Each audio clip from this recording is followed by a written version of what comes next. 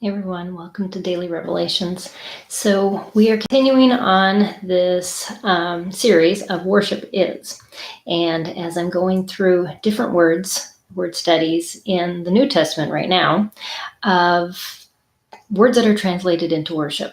And what do they mean? Why do we translate them into the English word worship? And do they all mean the same thing? No, they actually don't. All these Greek words means some different kind of worship. And today, I'm going to take a word that we kind of dove into already, but it's a variation of that word because it has an EU added on to the beginning, and it's just the end of the other word, but it's eusebeo. And the root word of this word is the one where I was talking about, where you live worship in boldness, personal boldness. However God calls you, you personally are bold. There's a take on that means well done personal boldness, and that's what this word is. And so it's only used twice in the New Testament, and you would think, at least I did, when I first started diving into it and I saw the two verses, I thought, oh, this is going to be simple. This is, just pretty straightforward.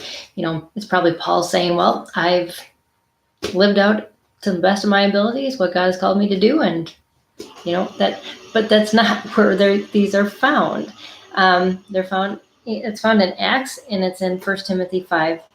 And it's, well, I'll just go through the two instances and explain to you what exactly they're used for, and a greater understanding that God gave me as I was digging through this. So in Acts 17:23, Paul is walking through Thessalonica, and he's trying to figure out how to speak to the hearts of these people that live there who worship all these gods. And he goes into a little bit in the text of walking through the town after going to the synagogue, and there's all these God images, not of the true God, but all these false God images. And he comes upon an altar, and on the altar it says, "To the unknown God." And that's where Paul stops, because he realized they were, in a sense, worshiping the God they didn't know, the true God, but they were worshiping him to the best of their own ability because that's all they knew. And so what he tells them is that in ignorance, you're worshiping the God of everything ignorantly well. So it's not a good well, but it was to the best of their abilities because that's all they knew. And it made me think of, we worship God to the best of our abilities. We don't know him in the context that he truly is, but we do our best based on what we know about him and what he's taught us about him, so that we can worship him. And we should never feel guilty about worshiping him from our limited abilities. We do the best of what we can do, of the duty that we have been given and called to. And the second instance of that word goes more into this duty call, and how to live and worship well in it, because it comes from 1 Timothy 5:4. And in that verse, it says this: "But if any widow has children or grandchildren, they must first learn to practice piety." And that's what that word specifically means. Practice piety is worshiping well, in regard to their family, and to make some return to their parents, for this is the acceptable in the sight of God. God accepts us and our worship and our not perfect piety as acceptable, because he realizes our limitedness. And yet, do we do those things that he calls us to with a dutiful response in worship? And that's what really got me thinking as I went through these two verses.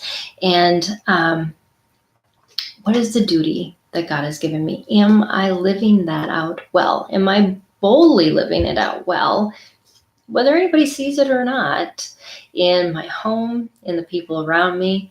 And I wrote some notes and said, are you focused on being accountable for those things that God's called you accountable for? Not the things that you want to be accountable for, not the things that other people are accountable for, but the things that you've been called.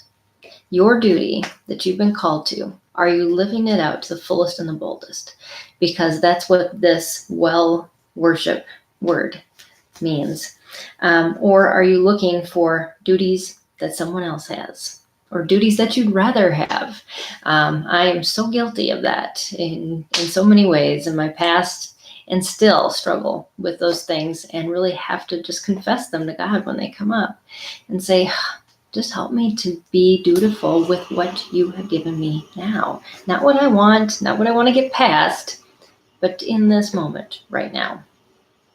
And, it's easy to get caught up in the world, in those gods, like in Acts, that they have all these images and they have all these prescribed ways to worship them. And then we have this unknown God, this God that calls us to follow him in faith and trust.